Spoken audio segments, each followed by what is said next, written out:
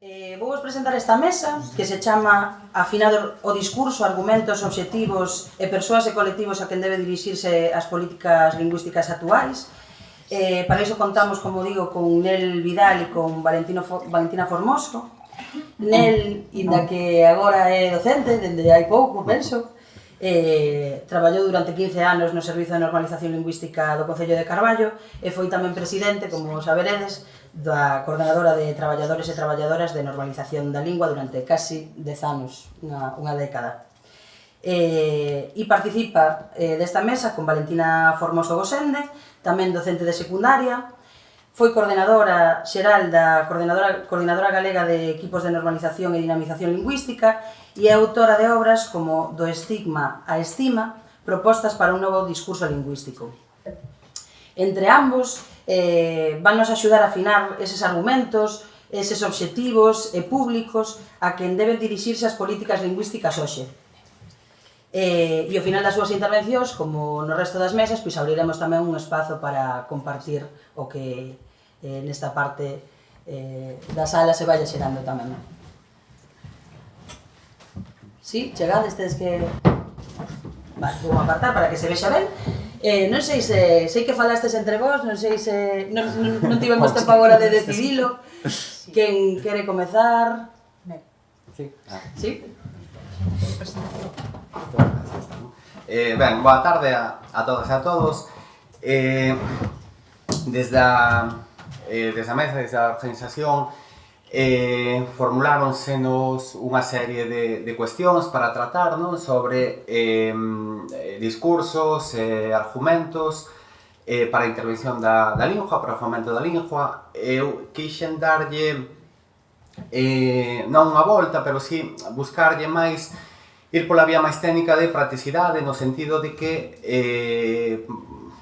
creo que temos reflexionado moito, nunca abondo, pero si moito, sobre eses discursos, non? A través de diversas xornadas, de diversas publicacións, a través do LG por 15, a través de moitísimas cousas, non? Eu quixen darlle a volta no sentido de buscar deses discursos como convertelos en accións, como facer dos discursos intervención pública. Por iso puxen aí o discursos nas accións, non? Como incorporar os discursos nas accións. E o primeiro que creo que hai que reflexionar é a quen diriximos eses discursos. A quen os diriximos sectorialmente, sí, pero sobre todo, digamos, a miña reflexión é que compren discursos dirixidos ás persoas. Desde o ámbito da lingua, desde o ámbito da normalización, pecamos moito, desde o meu punto de vista, obviamente, de exceso de discursos dirixidos a entidades reais ou non reais, ou a sectores, digamos, e incluso entidades, non? Discursos dirixidos a administración, discursos dirixidos a un sector determinado, e moitas veces esquecemos dirixirnos ás persoas a nivel individual, que ao final son quen ten que tomar decisións, quen ten que tomar, ou quen non ten que tomar, pero que toma, non? Quen toma a decisión última de a quen se dirixe, digamos, que lingua usa en cada momento por unha serie de circunstancias que o rodean. Entón, por iso creo que temos que pensar nas persoas, de dirixir os discursos a persoas en nivel individual, sin descoidar o outro, pero que temos descoidado en xeral eses discursos a persoas. Unha vez que determinamos a quen diriximos, insisto na importancia das persoas, é cando compre reflexionar a esas persoas a nivel individual que van ter que elixir que lingua usar en cada momento, que ideas lle transmitimos. E sobre ese que ideas lles transmitimos, como xa dixen, temos reflexionado algo, nunca abondo, pero sí algo, non? nunha das ocasións foi nun curso de verán traballando en lingua que tivo lugar en Carballo hai uns anos, centrado nesas reflexións, e a partir de aí saiu unha publicación que foi unha outra guía para a intervención lingüística. Aquí recóllense algunhas ideas, Iván Méndez recolle algunhas ideas eu creo que moi válidas e moi actuais aínda. Eu recollín unha serie de anotacións que fixen digamos, nesta publicación, non? De sobre algunhas desas ideas que compre transmitir. Creo que é moi interesante a idea de liberdade, sobre todo porque é unha palabra roubada, non? Deturpada, totalmente roubada. Cando a temos que achegar a nós, a liberdade lingüística non pode ser algo negativo, ten que ser algo positivo, porque xa de por sí liberdade é algo positivo, polo tanto a liberdade lingüística ten que ser algo positivo, como achegala, non inferioridade da lingua, non é unha lingua inferior a outra, a relación coa xustiza social, a política lingüística, o fomento do galego é algo de xustiza social, é algo xusto, a xente tendo que ver como xusto. O argumento da utilidade pode ser positivo, pero sempre é perigoso, porque o galego pode ser moi útil, pero se cadra hai outras linguas máis útiles, non sei, entón hai que reflexionar tamén se é útil a música, se cadra non é útil a música, entón se non é útil, pois non poderíamos descartar, non? Digamos, simplemente algunhas ideas que están aquí, que non quero expoñer agora por iso, porque quero centrar en buscar como incluir esas ideas ou algunhas desas ideas en accións. En esa xornada de Carballo, nesta publicación, en moitos outros encontros que tivemos e demais, insistimos bastante na idea da positividade, de estarmos a favor, non? Que o noso argumento non pode ir en contra, primeiro, porque ninguén se suma a cabalo perdedor, o normal é sumarse a cabalo gañador, ou a argumentos negativos, non? Que hai que buscar a positividade para chegar, digamos, ao convencemento ou a chegarse a máis xente. Ese de sí que estamos a favor, do que falo, creo que se pode concretar no ámbito da lingua, no ámbito da intervención sociolingüística, en que todas as accións, todo o que fagamos, teña que cumprir tres requisitos básicos, que son a empatía, a positividade, o estarmos a favor, e a proactividade, sí? Non quer sempre en discursos reactivos ou de contestación ou de reacción ante outros discursos, porque iso o que fai é fortalecer o argumento contrario, non? Que outro vaya sempre, o argumento contrario vaya sempre por diante, poñer en vigor o contrario, sí? Cando temos que buscar argumentos, ideas novas que non teñen por que estar sempre baseadas no negativo. Indo ao práctico, como transformarmos eses discursos en medidas concretas, como trasladar eses argumentos a través de accións concretas, eu creo que non hai nada que inventar, non? Que é isto, é o que levamos, o que levades facendo moito tempo, non? Que son os técnicos e as técnicas de normalización lingüística e os servizos de normalización lingüística, os departamentos técnicos encargados distos, non? Que non se poden, digamos, desprezar, que ya hai que dar protagonismo, que podemos facer moito mellor, pero que profesionalmente se dedican a isto, que profesionalmente son quen máis ten reflexionado sobre isto ou quen máis experiencia ten de como se debe intervir. E quero poñer tres exemplos concretos de accións deste tipo.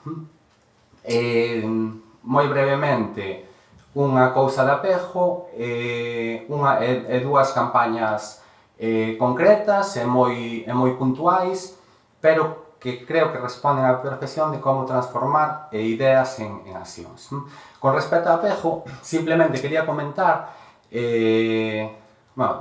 imagino todos e todas, ou a maioría, coñecedes este proxecto. Pois este proxecto, cando se puxo en marcha, cando nos puxemos a idear, digamos, o borrador previo da idea que un grupo de técnicas e técnicos lle queríamos transmitir aos demais, en concreto foi Conchi, Soco e Rosa. Lembro, non sei se lembrades, o primeiro que falamos non foi de accións, non foi de que podemos facer, senón o primeiro que fixeramos fora unha lista de que é o que temos que transmitir, que ideas, todo o que fagamos, o que queremos facer, que ideas hai que transmitir á xente, non? E creo que iso é por onde debe empezar todo o proxecto, non? Que é o que se quere transmitir, que argumentos ten que ter a acción que imos levar a cabo. Outro exemplo, e isto sí que partiu en concreto pois deste manual e desas tres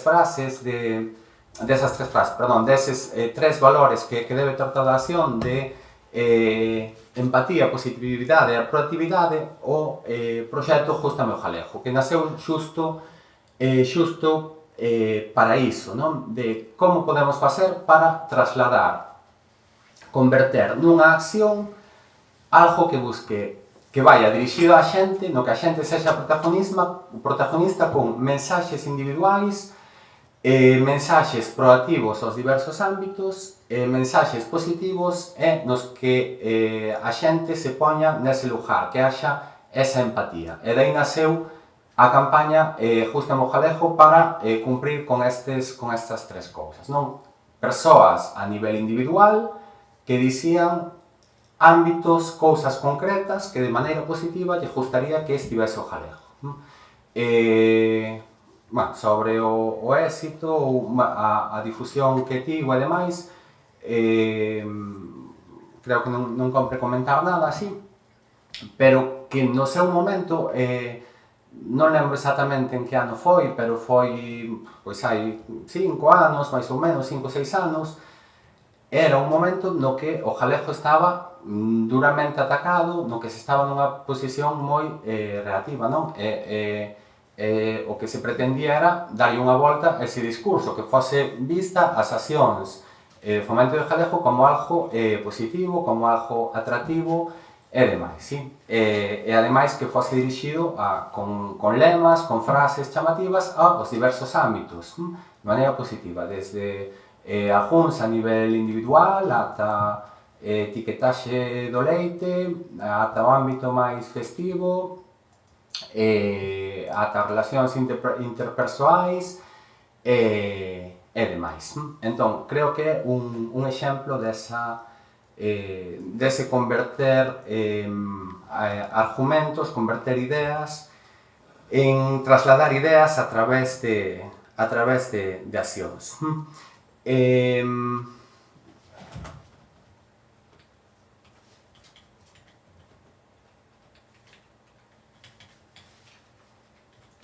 Quedoume atrás unha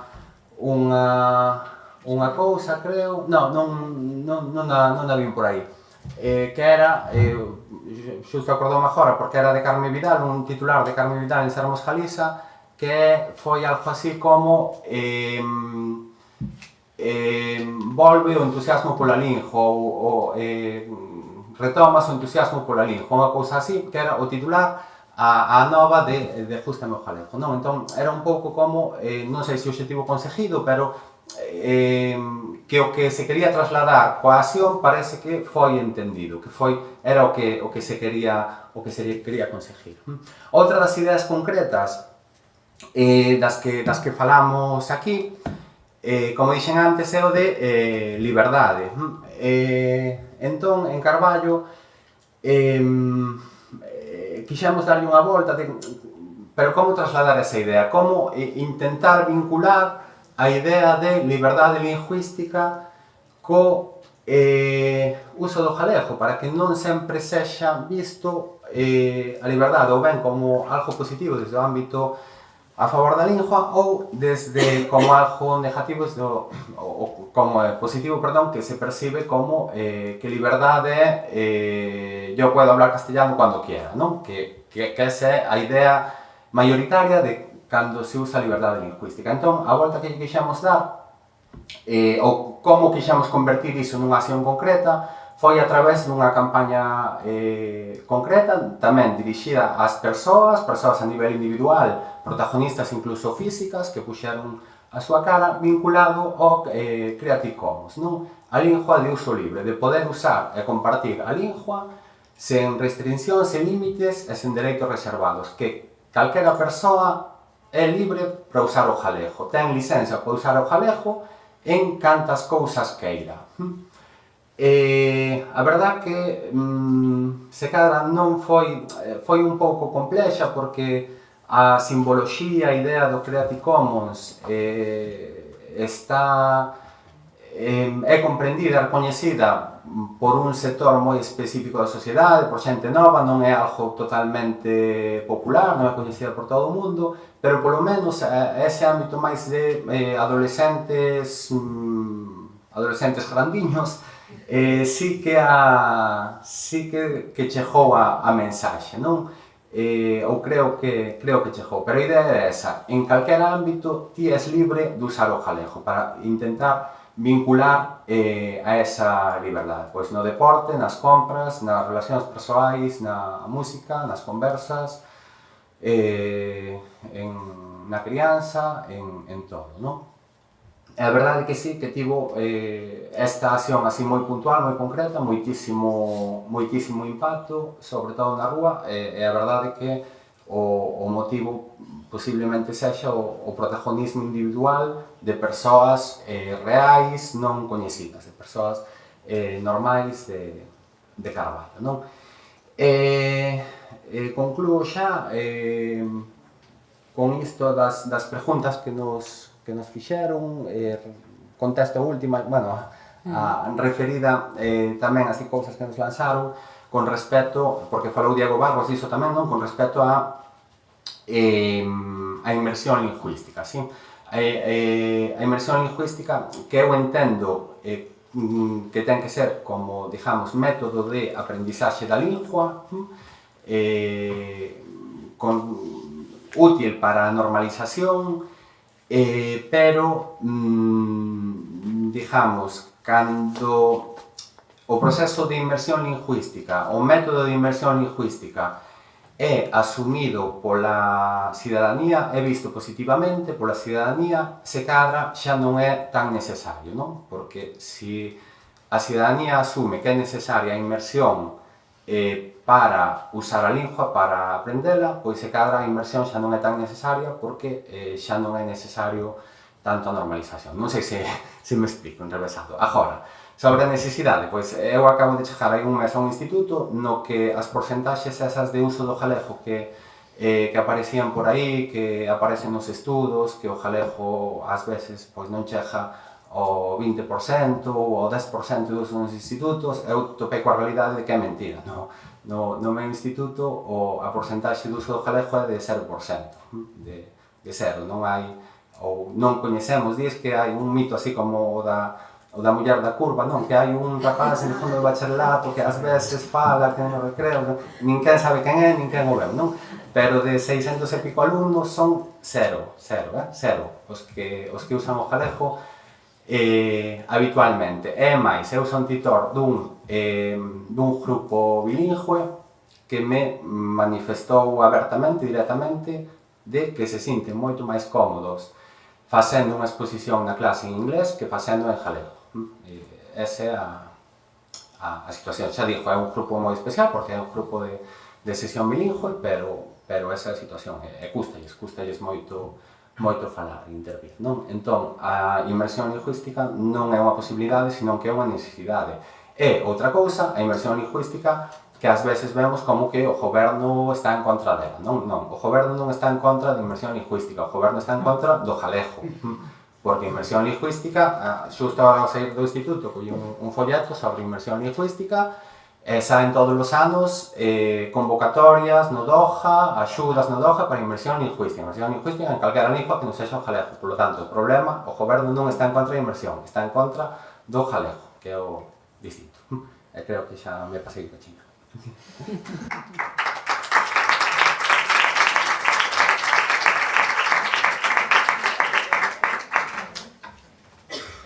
Voulle dando eu, pois, bueno, non sei, este aquí da tua man.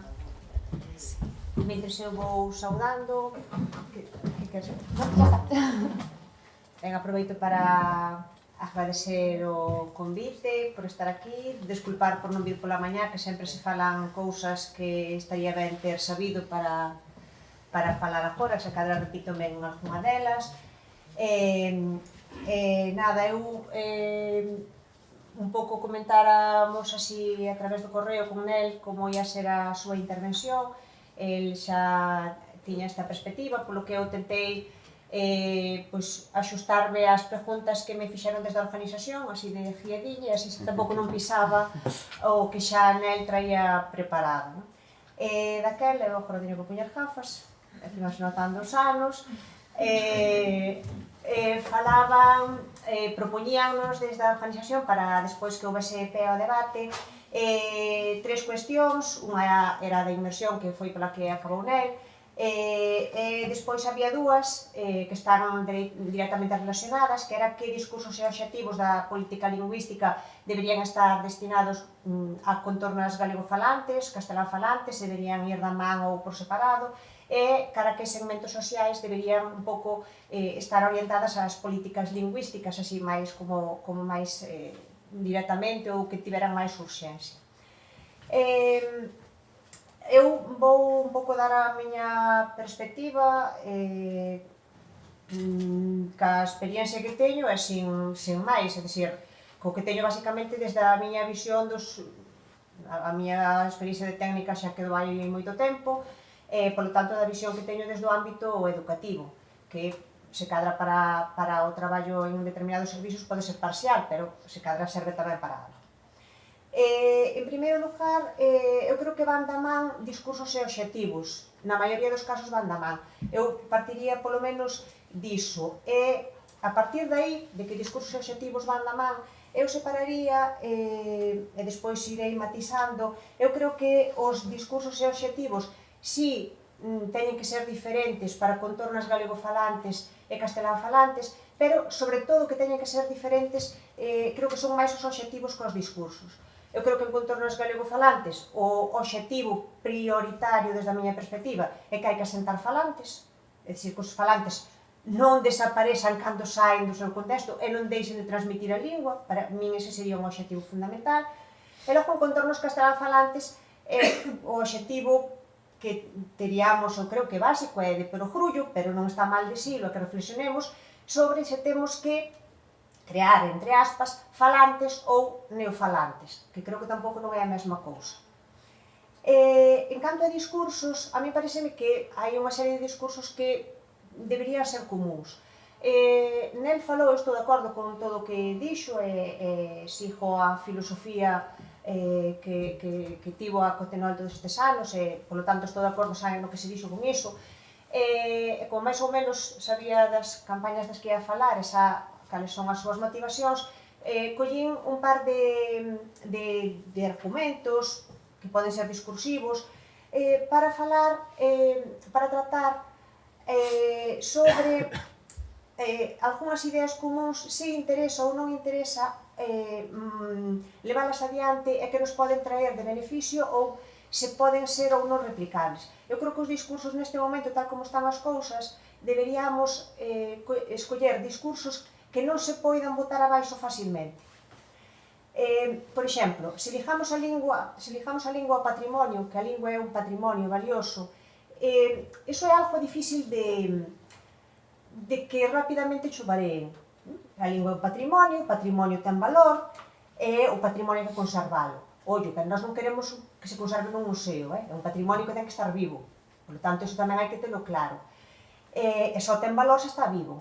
Pero esa idea de que o patrimonio ten valor e que quen ten máis patrimonio ten máis riqueza, e polo tanto, se temos máis riqueza, se temos dúas linguas, temos máis riqueza que se tivésemos unha soa, e polo tanto, enganchamos con ideas que xa se traballaron, non estou descubrindo nada novo, pero creo que son ideas que hai que machacar, que teñen que estar constantes, que deberían estar sempre aí. É dicir, quen sabe galego sabe máis. Xa foi unha campaña, pero por que non machacamos esa idea? Quen sabe galego sabe máis todo o tempo, e que as linguas suman. Non poden, eu creo que son ideas que teñen que ser recorrentes, que teñen que estar aí e que temos que ter sempre presente. Porque as linguas suman, claro, pero é que non só suman esta inmersión, non só suma o castelán co inglés, porque o bilingüismo é moi bo, e todo o mundo sabe que o bilingüismo é moi bo, as vantaxes do bilingüismo, pero cando o bilingüismo significa dominar linguas dominantes. Aí todo o mundo ten claro que o bilingüismo é moi bo, pero teremos que ver que tamén é bo con linguas pequenas, e que tamén é bo cando están linguas en contacto, que eu creo que é iso que se nos escapa. Eu desde o ensino vexo moito, e vexo no resto de campañas, e aí collín, tomeime a licenza non para criticar, senón para apoiar a idea, que non se me entenda mal, bueno, esta era a idea que estuvo falando do bilingüismo, non pasei a diapositiva, non? É dicir, a idea de traballar o bilingüismo, eu creo que é fundamental que se entenda que tamén é bo o bilingüismo con linguas pequenas, e xa sabemos por onde nos van a atacar, pero hai que estar hábil no discurso e en como se plantea. Quería ir a isto. Esta campaña, que para min é maravillosa, tivo moitísimo éxito, eu creo que hai unha barreira coa que topan os pais que puderon ir a todas as actividades que se plantearon desde o apego e demais, pero eu topo falando con nais, e topo logo no discurso das familias e mesmo da rapazada. Claro, aprenden galego, ben, pero claro que como aprenden galego e despois chegan e falan castelán, mesturan os nenos. E no momento en que mesturan, hai unha serie de familias que o galego xa lle estorba, porque non teñen o discurso, non teñen, ninguén traballou con eles, con as familias en xeral, non se traballa un discurso de é normal que en dúas linguas en contacto a rapazada mesture o primeiro para despois deixar de mesturar. Pero iso non se traballou. Entón, eu creo que cando se traballan os discursos e traballan obxectivos, hai que mirar moitas polas, que sempre se nos vai escapar algunha, pero hai que estar un pouco pendente de todo ese tipo de polas. Por iso acordeime desto, porque é algo que cando estábamos coa coordinadora víamos que era un problema moi importante que tiñan as familias coa rapazada en infantil, en que había liñas de galego, cando as houbo. Claro, que é que despois que pasaba, se os nenos mesturan, entón o profesorado se ve que xa lle falan, claro que non sabe falar. Entón aí hai un problema, e aí hai que mandar unha mensaxe cara a iso. Está escrita polos pedagogos. Existe, non a temos que inventar, existe, pero hai na que difundir, por exemplo. Outra idea forza destas que creo que son comuns, non sei se me expliquei ben, eu dixen ao principio que para min sí que había algún discurso, pero sobre todo obxectivo diferente para castelán falantes e para galego falantes, pero eu creo que hai unha serie de discursos que teñen que ser comuns. Comuns é que se lancen a todas as persoas, como dixía nela, é dicir, teñen que ir lanzados ás persoas, e as persoas collen dos discursos, collen os que lle interesan. Porque eu tamén fago a comparación co ensino. Hai xente que di que cando un alumno ten faltas de ortografía, uns din que hai que ler moito, outros din que hai que repetir as faltas copiando, outros din que... pero que somos todos diferentes, cada un ten... hai que aplicar o concepto de inteligencias múltiples, non? Cada un ten a súa maneira de aprender. Entón, uns aprendemos mellor a ortografía copiando, e outros aprendemos mellor a ortografía lendo, e outros aprenden mellor a ortografía pois coa súa metodoloxía mesturada. Entón, eu creo que se dan un amplo abano de fórmulas, cada un apaña a que lle vai mellor. Eu creo que cos discursos pasa un pouco igual. Se imos dando varios ao mesmo tempo, pois, se cadra, algún vai asentando, porque algúns estes xa pola súa formación non lle vai encaixar, pero outros encaixanlle outros.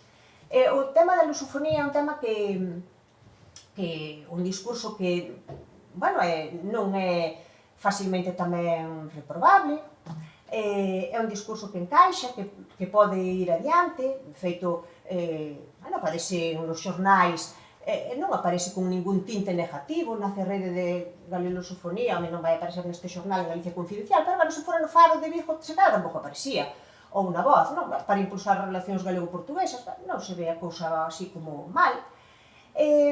O que pasa é que é un discurso que, se vos fixades, non lle pon ningún impedimento ao goberno.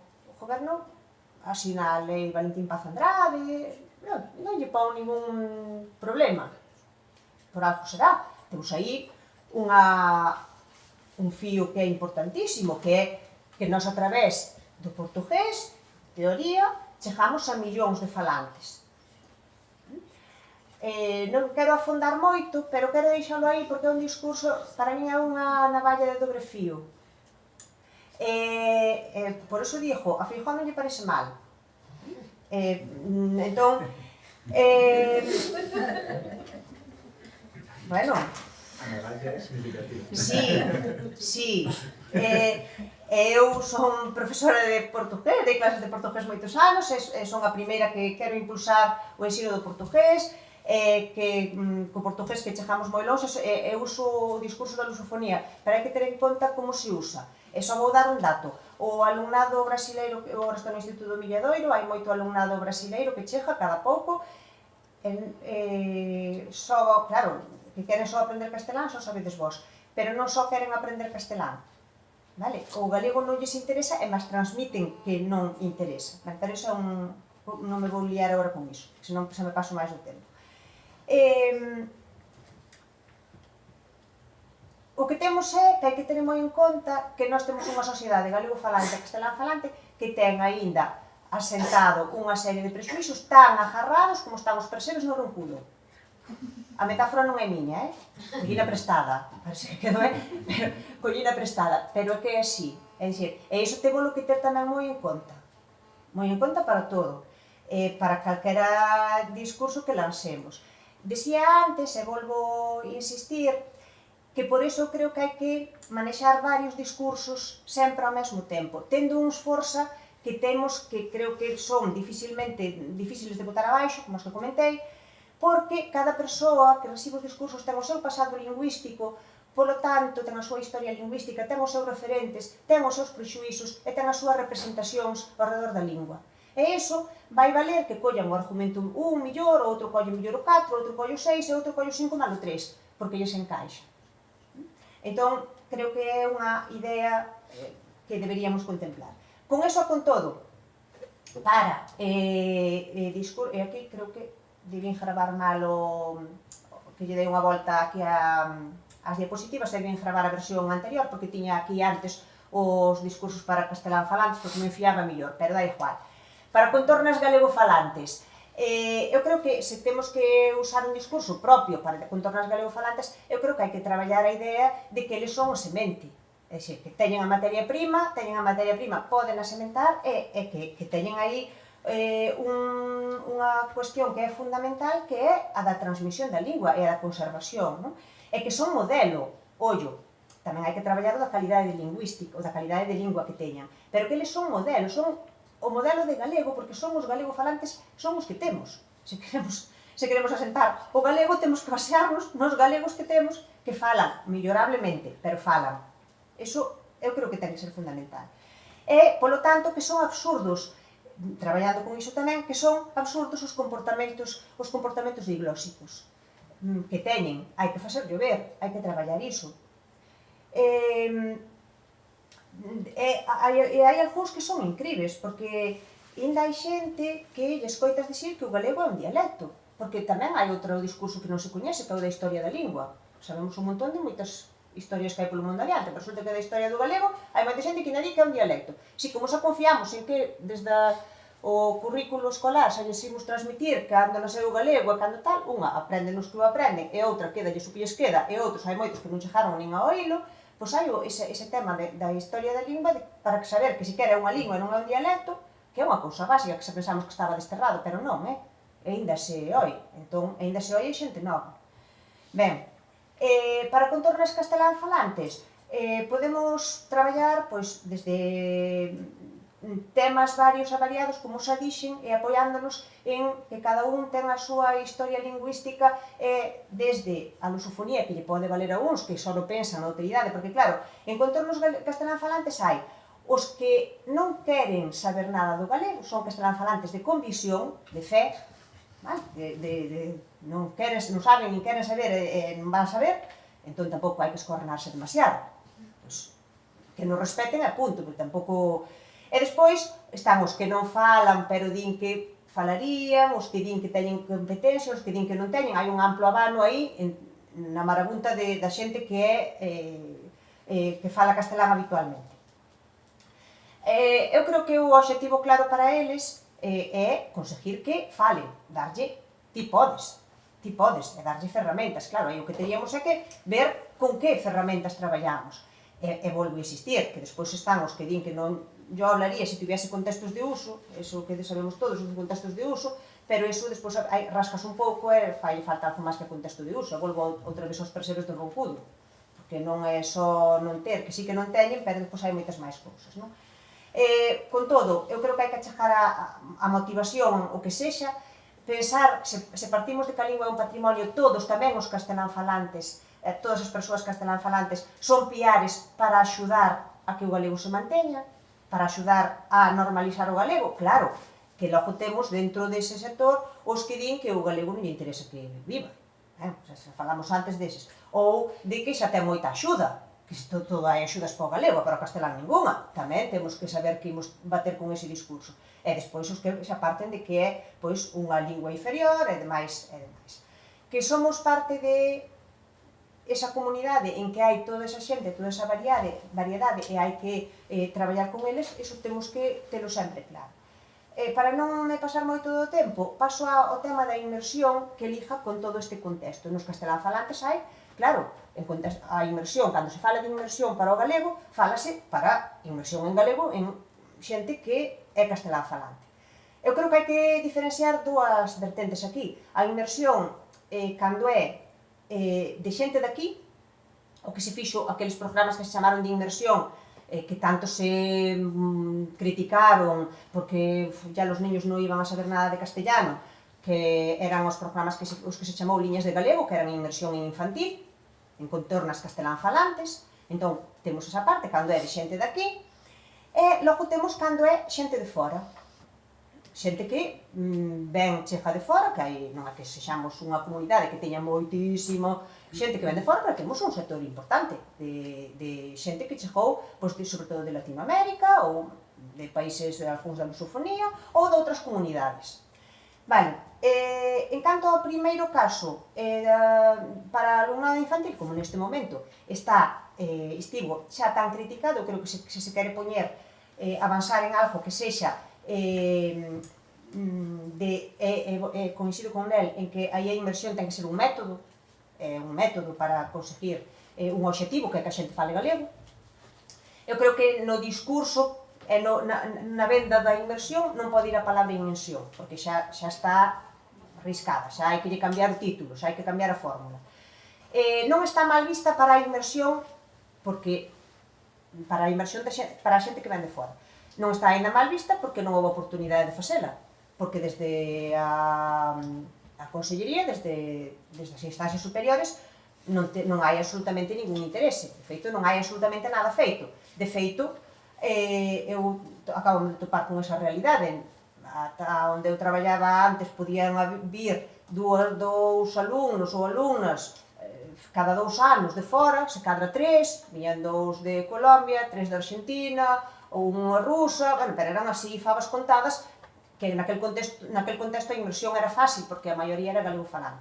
Claro, no contexto do Milladoiro, chegan 58 este ano, algún romanés, entón a cousa é bastante máis complexa. E descubro que non hai absolutamente ningún tipo de material para facer inmersión en galego con esta xente. Absolutamente nada. Descubro que no imaginario da inmersión vexo que hai alumnado hispanoamericano que ten inmersión en castelán, horas de inmersión en castelán. É dicir, pode ter, topo ali un alumnado hispanoamericano que ten 3 horas de inmersión en castelán e ningún en galego. Que curioso, pero é. Entón, nesto enlazo saco o último punto, cando se quere traballar a inmersión e a inmersión en galego, eu creo que hai que traballar o discurso tamén, unha, cara ao profesorado que está, falo desde o ámbito do ensino, neste contexto, cara ao profesorado que está en contacto con ese alumnado e ao mesmo tempo cara ás familias. As familias teñen que ver positivo e teñen que entender por que van á inmersión en galego. E aí xa non é só desde dentro do centro educativo, é dicir, o contorno todo ten que saber que necesita, é fundamental e é bo que haxa inmersión en galego para ese alumnado. Entón, e acabo, aquí estaba a inmersión, claro que non está organizada, non está, nin vai estar a estas trazas porque non interesa. A inmersión para que funcione ten que estar organizada en varios sectores e en varios niveis ao mesmo tempo. Con esta co que iba a acabar. A que segmentos hai que atender prioritariamente? Eu non sei se hai que atender a algún segmento prioritariamente. Eu que sí que estou convencida, e disso estou convencida hai moito tempo, é que a normalización para que funcione ben ten que calquera, tería que funcionar sempre en rede. En rede quero dicir que en iso é inviable, claro, que houvese unha planificación xeral e que funcionase a todos os niveis. Pero con eso, con todo, se diseñamos calquera campaña, a mí pareceme que, e vou poñer un exemplo, enganchando con este da inmersión, é dicir, eu podo deseñar e convencer a xefa de estudos do meu centro de que haxa inmersión en galego para todo o alumnado hispano-falante, que poñamos unha hora, que vou ali con eles, se veñen os pais protestar, se non traballei as familias, e veñen as familias protestar, de a ver por que perden unha hora, se non traballei co profesorado, e ven o de matemáticas, a ver por que yo saco de matemáticas para a inmersión ou de educación física, é dicir, se non traballo todo eso, o moito que escornei ali na miña hora con aquilo, fracasa. Traballei a lado unha volta moito con un grupo de empresarios que era ben que na súa empresa se usase o galego, atendesen ao teléfono en galego, que tal, dáballe identidade, tararí, todos eses discursos que xa máis ou menos todos temos algo manidos. Vale, moi ben, unha empresa bastante importante, dixolle ás súas secretarias que collían o teléfono que había que coller en galego, sempre en galego, a non ser que fose a gente fora, tal. Claro, pero ninguén traballara ca secretaria para dixerlle que o galego que falaba, que era galego falante, eran galego falantes as dúas, para dixerlle que o seu galego era boa e que podían falar porque elas estudaran en castelán. Entón, todo o que traballei con aquel empresario foi a nada porque as secretarias seguiron collendo o teléfono en castelán. Porque elas estaban convencidas que en galego non sabían atender o teléfono. Polo tanto, a que sectores? Calquera campaña ten que atender a todos os paus que hai alrededor, porque senón, por moi bo que sexa o discurso, por moito mercadotecnia que lle estudemos aí alrededor, se non atendemos a moitos planos ao mesmo tempo, sempre a auga nos sae por algún furado e ao final afunde un pouco o proxecto. Era así un pouco, non sei se me pasei moito, o que os quería contar. Genial.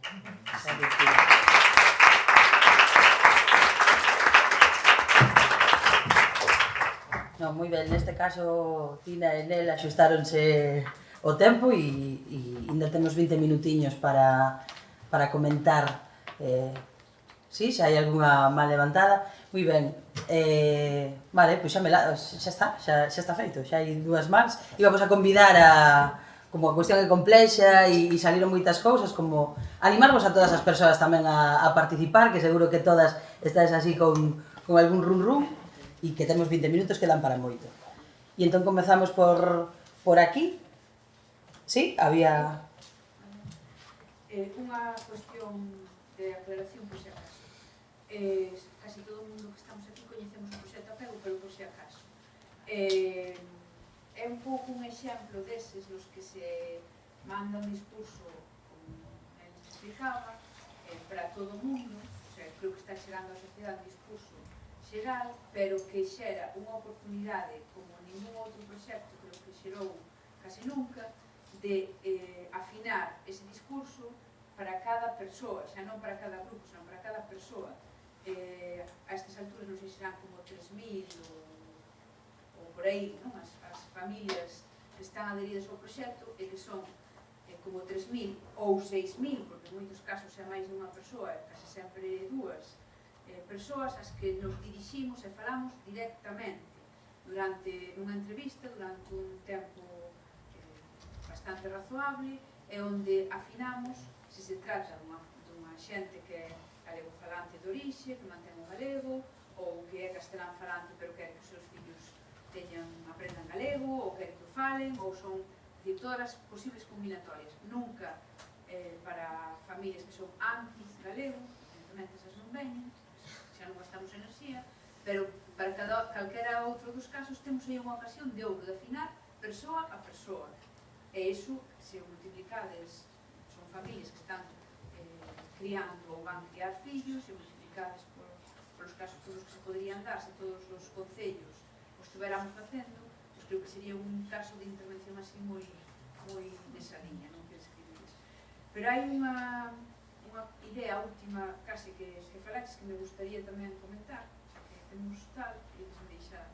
Decías, a normalización só funciona cando se traballa en rede. Efectivamente, é imposible atender todos os elementos que están en xogo, e a única maneira de ir cubrindo eses espazos é canto máis tupida sexa esa rede, en todos os niveis e para todas as cousas. Mentres ti falabas, a min chegábame unha copia dunha mensaxe que está chegando a moita xente que di: mais non ten sentido formar parte de ningunha rede destas características promovida por ningún concello concreto.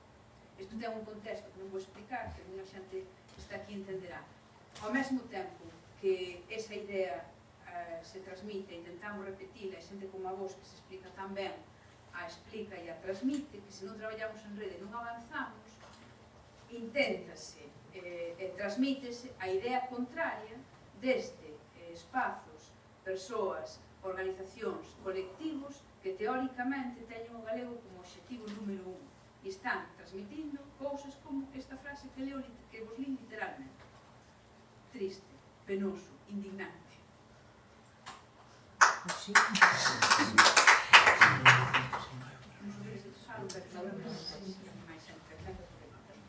Sí, bueno, non sei de que fala, da igual, pero quero dicir, sí, bueno, o sea, para min é, bueno, xa o expliquei, para min é imposible que se avance só se non se quere que se avance, claro, se o que buscamos é outro tipo de finalidades ou de protagonismos ou outra cousa, se se quere avanzar na normalización, eu vexo difícil, vexo moi difícil que se avance sen ser con traballo en rede. É complicado.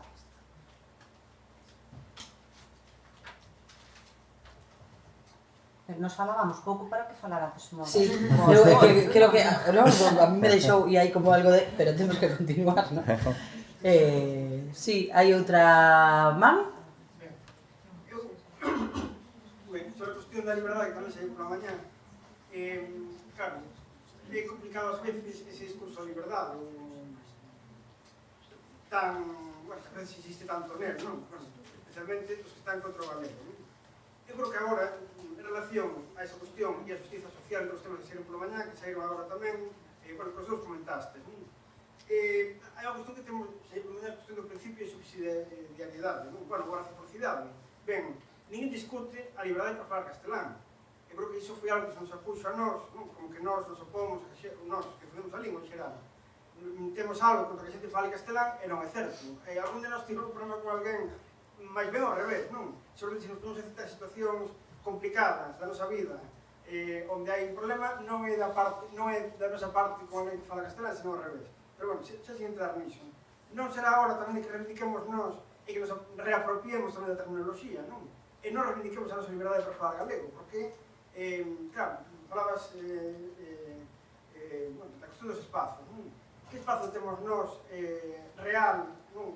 Con efectivo, onde se pode exercer a posibilidade de utilizar o galego no 100% da actuación que sexa no momento concreto, no espazo concreto, non? Mais ben pouca.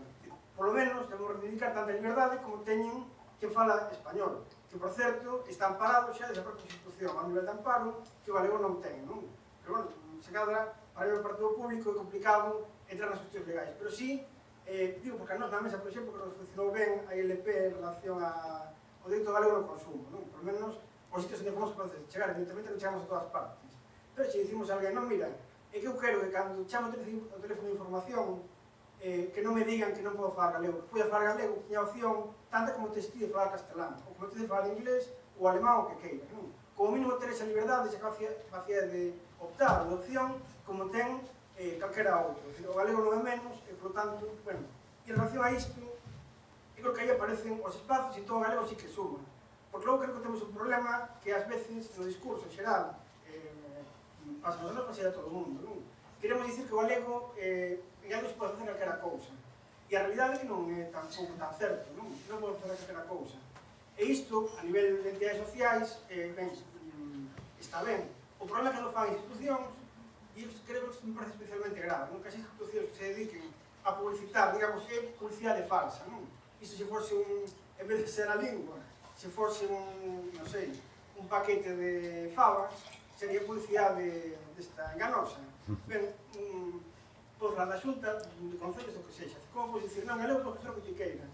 Pero a realidade é que se chegas á porta de San Caetano e non podes facer galego que queiras, non? Pero podemos ir a cuestións que teñen que ver con a propia administración autonómica. Por exemplo, a administración electrónica, non? Ou xa dirixirse directamente a alguén. Ben, se leamos isto ao ámbito privado, a realidade é que aí xa, se cada vez hai máis problemas na administración pública, na privada, no que ten que ser privado, nin falemos. Ou nos ámbitos de servicios públicos privatizados, non? Que aí hai casos que son realmente escandalosos. Que entón, esa liberdade, eses espazos de uso, iso que o galego suma, ben, pois, por desgracia non é tan certo como parece. E logo a relación con o portugués. Eu creo que, como todo suma, creo que iso sí que é certo, non? Eu creo que os argumentos fora do portugués e do galego de lusofonía tamén temos que aproveitarlos para que sumen a favor do galego, non? Evidentemente, hai unha parte que é certo, tamén se diz, que é un pouco arriscada na argumentación que se utiliza, non? E non podes utilizar os argumentos a favor do galego, os argumentos que funcionan na práctica contra o galego, que dice que a mí tanto me ten que o portugués teña 300 millones de falantes, porque iso o que vai redundar no noso beneficio é pouco. Ademais, hai dictísimos 100.000 falantes ou 50.000, non? Que será cuestión de outro tipo de cousas. Agora, na medida que se pode utilizar sen que iso vaya en contra do galego, do territorio galego, que é o que falaba pola mañá, non? Cando nos dixemos a UNESCO a ver, bueno, a cuestión da retirada do galego como lingua en perigo de outras da UNESCO, e din, non, que o galego non ten problema ningún, que ten 250 millones de falantes no mundo, non ben? Iso, que non nos dá un pouco igual que en Angola, pois, vale galego, que, bueno, sin entrar na discusión sobre a lingua, senón o que queremos é que se fale galego aquí en Mariñán, ou en Santiago, en Rianxo, ou en Noviador. Só ia comentar a propósito da lusofonía, logo xa che deixo, porque o deixei así no aire, bueno, para non me pasar do tempo, tampouco sabía se ia suscitar algún tipo de... Eu só quería puntualizar, cando dixen que para mí é unha navalla de dobre fío, é o porque, imos ver, a lusofonía pode funcionar con algunhas persoas, cando falo de que vou ter argumentos diferentes para diferentes tipos de persoas, porque somos moi diferentes e cada un temos a nosa maneira de captar as cousas, pois sí que lle pode funcionar a aquelas persoas que só lle interesa falar linguas que lle sexan útiles. Entón, sí, aí podemos apoiarnos nese argumento de, bueno, pois co portugués chegas a moitos millóns de falantes tamén, non? Porque só falan castelán porque é co que se van a entender, co galego non saen de pedra fita pala, bueno, pois aí sí que podemos ir a esa lusofonía que lles chega a varios millóns. Ollo, porque moitos deses que queren millóns de falantes ricos, non? Se cada me interesan os falantes de Angola, nin os de Mozambique. Bueno, tampouco imos dicir que Venezuela ou os países de... Pero temos onde barallar no discurso, con esa xente que busca millóns de falantes e a utilidade para moverse por aí adiante. Entón, para algún sí, pero claro, tamén hai que ter outra cousa. Hai xente que ten moi claro o límite da fronteira.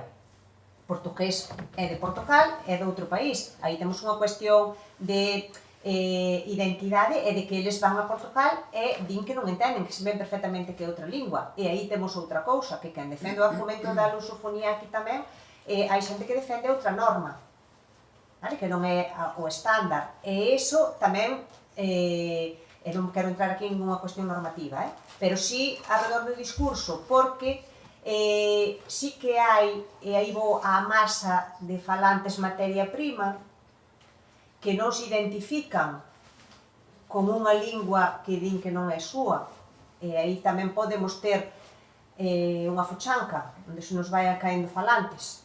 Entón, eu creo que é un argumento que hai que manexar con cuidado, que funciona, se funciona como o apego, en que eu falo, en que eu teño trato directo a quen lle estou lanzando o discurso, pero se o lanzo así en xeral, pode nos sair polo furado, paréceme, porque pode ter, ou creo que ten bastantes complicacións.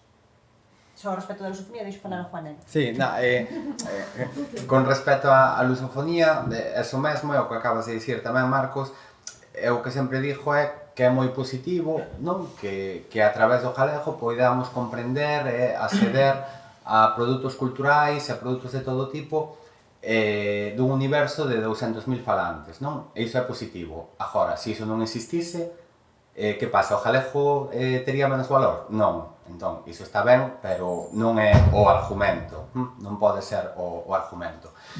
Sobre o da liberdade, a ver, creo que sí, que tes parte de razón co que ten que ver coa liberdade en canto á legislación.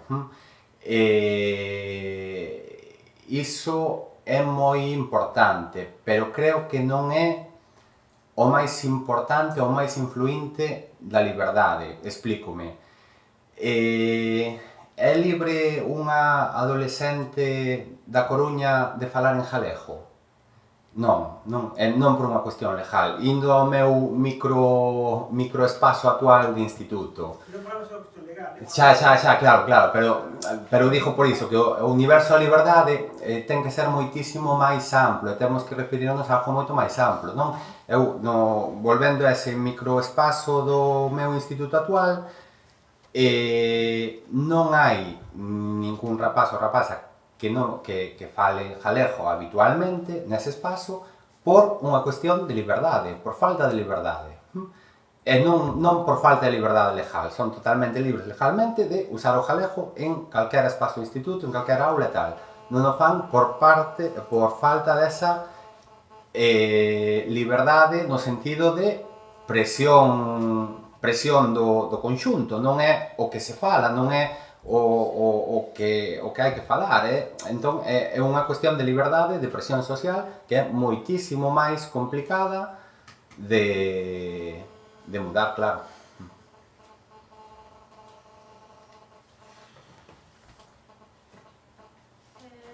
Que discursos utilizades nun contexto como o alumnado, nun contexto así? É dicir, é o alumnado que xa non é a súa lingua, nin é a dos seus pais. Entón non hai unha relación moi... Se cada non escoitan falar galego, sí, non sei, eu non teño nada claro, unha porque estou experimentando, digamos, non? Entón non sei, pero sí, a principal diferenza, digamos, do ámbito do que eu viña, que era de Carballo, con maioría amplísima de adolescentes galegofalantes, e os que non o eran de relación co galego como lingua ambiental ou como lingua familiar, todos os casos.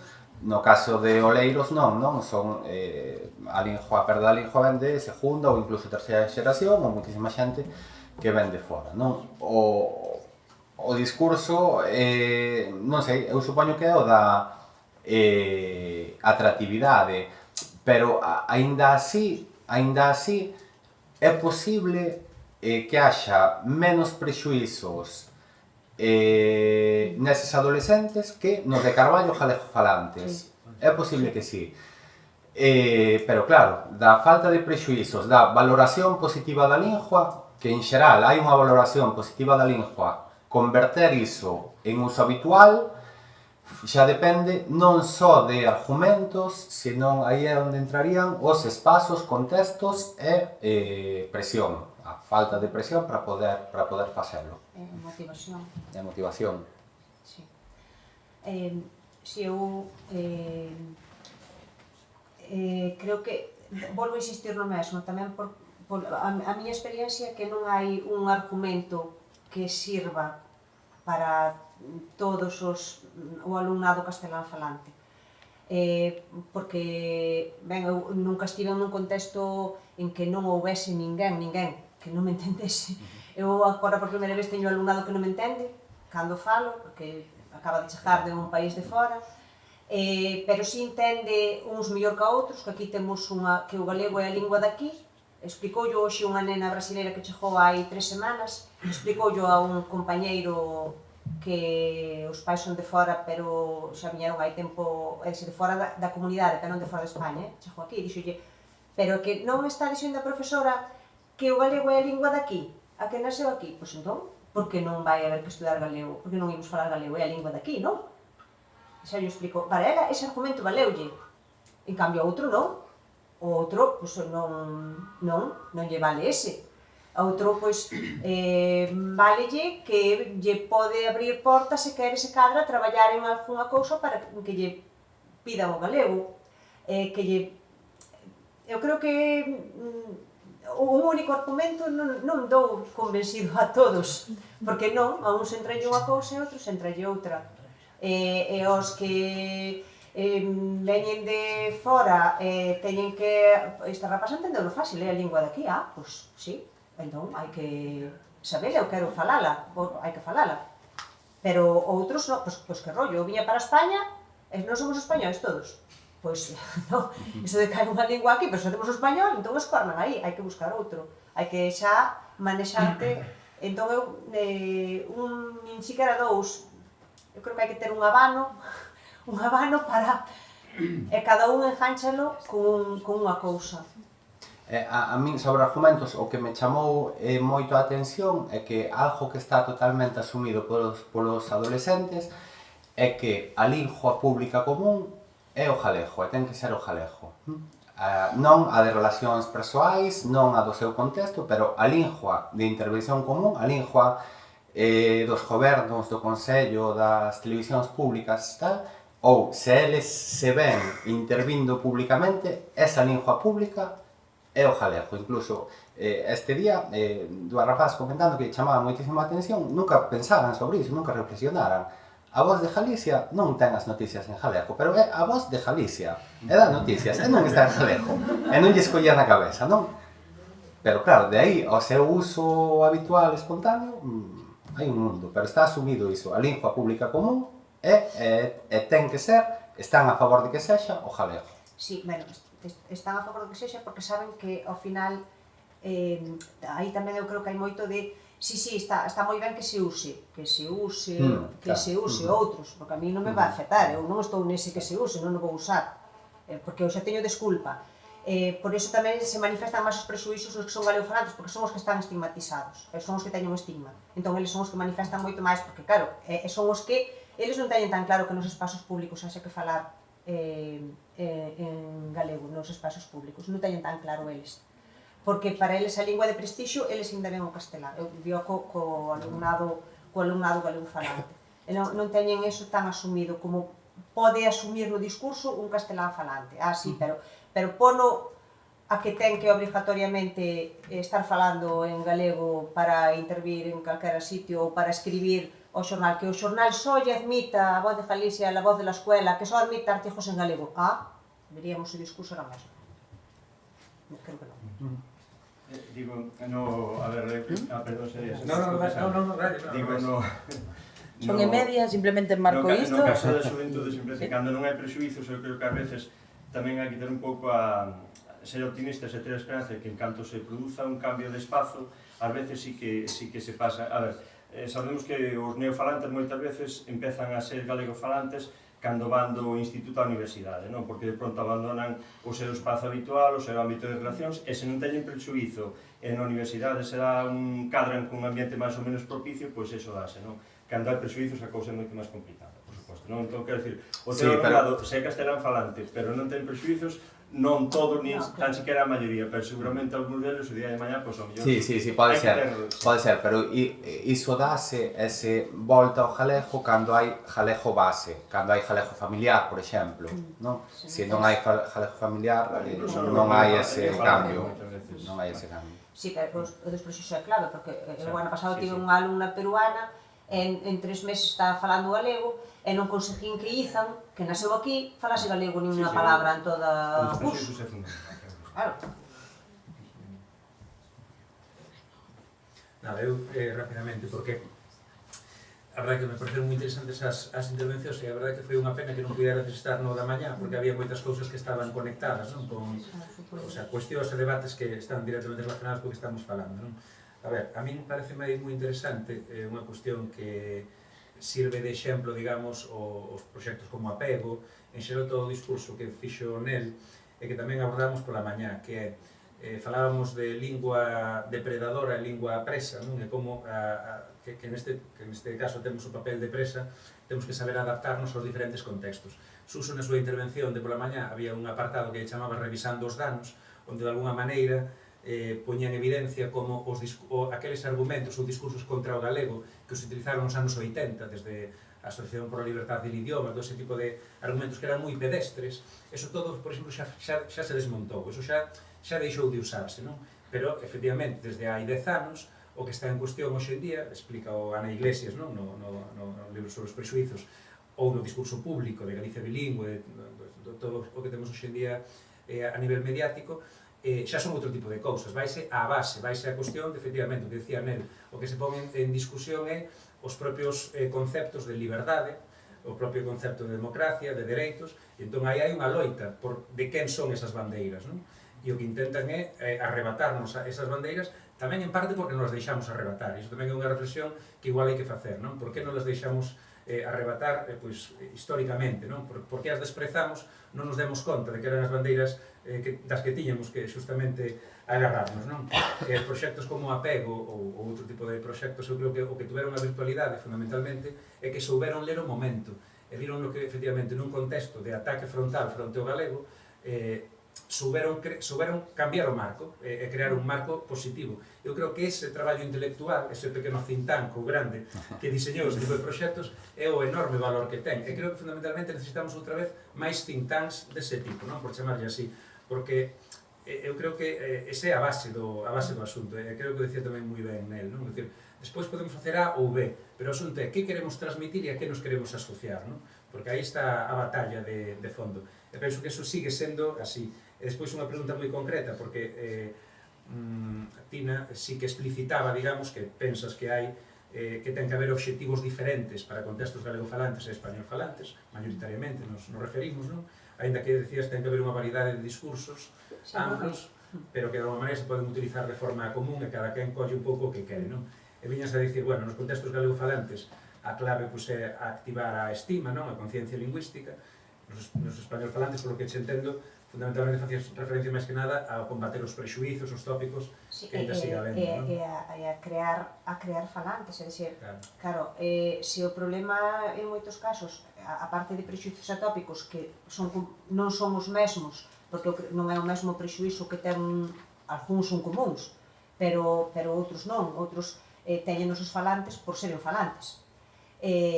Entón, eu creo que a parte de ir contra os prexuízos, porque é fundamental loitar contra iso, nos falantes, eu creo que hai que asentalos, que son galegofalantes, teñen que empoderarse eles, verse ademais que teñen un papel fundamental como falantes, e temos que asentar eses falantes, que non escapen e que sigan transmitindo a lingua. Eu creo que ese ten que ser un obxectivo claro, e nos castelán falantes é conseguir falantes.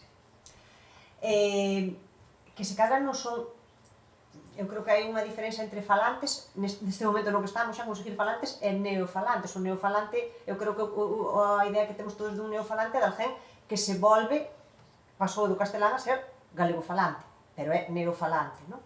E falantes, eu creo que xa no contexto no que estamos temos que buscar a xen que fale, que decir, que teña os dous repertorios lingüísticos. Traballar co concepto de tens que ter as dúas linguas para usar, porque temos aí, telas o teu repertorio e usas a que che fai falta, porque hai xente que non ten, que ni siquiera non ten nada. O exemplo dos de Nel e moitos outros que hai, que non teñen ese. Entón, aí o obxectivo é buscar fórmulas e traballar en que haxa que eses castelán-falantes, que son castelán-falantes de terceira xeración, xa en algúns sitios, pois que teñan, porque é o que comentaba Nel antes, o que é o neofalante que cando se tiña galego, entón cambia a universidade, non? Pero algúns non tiveron nin na casa, nin teñen aldea, nin teñen nada, nin se cadra viñeron de fora. Están asentados aquí, xa están aquí seus pais, xa se cadra seus avós. Pero, viñeron seus avós no ano 60, pero ainda son de fora. Eles ainda se excusan, non, eu hablo castellano porque es que yo soy de León. Ah, naces en León? Non, a mi abuela. Xa. Pero, non son só os coñezo eu eses, non? Coñecemos esa xente. Entón, claro, como facemos, onde lle damos o contexto, que traballamos para que eses castelán-falantes poidan saber galego? Temos a competencia lingüística que se lle dá nas aulas, competencia, pero despois hai espazos. Van a baloncesto, van a xadrez, co cinema temos o máis difícil, pero cos videoxogos, é dicir, temos un mundo moi grande, pero é dicir, como normalizadores, a onde imos para axudar a este, a onde chegamos, onde atacamos? Pois iremos aos espaços onde se teñen que mover estes para a ver quen lle pode dar algo de galego a parte da competencia que se lle dá na escola. Se chegan 7 que xa falaron, que pode ser, que na casa falen galego, pero no seu contexto da escola falaron castelán, no seu contexto do instituto falan castelán entre eles, e comigo falan galego, é un galego buísimo, que é o galego de Santa Comba de seus pais ou de Lalín de súa nai. Pero despois van para o fútbol e siguen falando en castelán entre eles, onde rompes. Primeiro, o adestrador de fútbol xa teria que falar galego con eles. Pero o que pasa é que hai unha morea de adultos que siguen falando en castelán porque é que os rapaces falan castelán. Eu tamén son galego falante, pero como falan castelán, entón estamos nese círculo que é de toda a vida. É onde se rompe para que eses teñan contexto os de que perderon a lingua nesta xeración, os de 2 e os de 3. Aí eu creo que é o obxectivo, buscar maneira de que falen. Pero parecevos que temos no campo da lingua das persoas, que defendemos a lingua, que temos suficientemente traballada, elaborada os argumentos e o discurso que hai que transmitir a uns e a outros, a un contexto e a outro. Porque creo que non, pero para iso fai falta traballo en rede para... Sí, non, por suposto. Eu creo que iso que falta, que sin insistir. Ben, eu iba a dicir que se non hai a ninguén que lle ferva a boca algunha cuestión que pecharíamos aquí. É así? Hai alguén que teña necesidade de decir algo? Moi breve, moi breve. Que é certo que aí se cadra todos estamos a facer un pouco máis de esforzo. Digo, nos concellos e as sociais, todo tipo de organizacións. Tanto facer o esforzo para achegarnos e podermos realmente traballar en rede, como tamén, ata o momento, pois quedar tamén todo un pouco autocrítica porque é algo que é tan evidente que é bastante incomprensible porque ata agora, quitando casos puntuais en algún momento concreto, que se pode facer unha cousa conxunta entre quen sexa, fora disso, iso non se concretou algo máis firme, con vontade de continuar.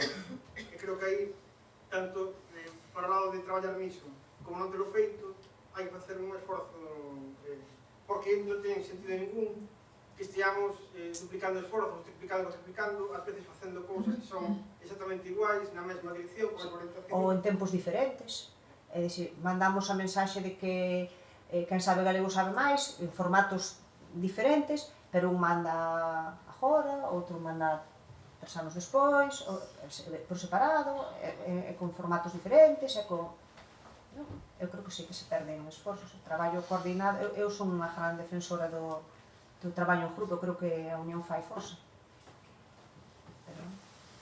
Pois, grazas Tina, Nel, outro aplauso.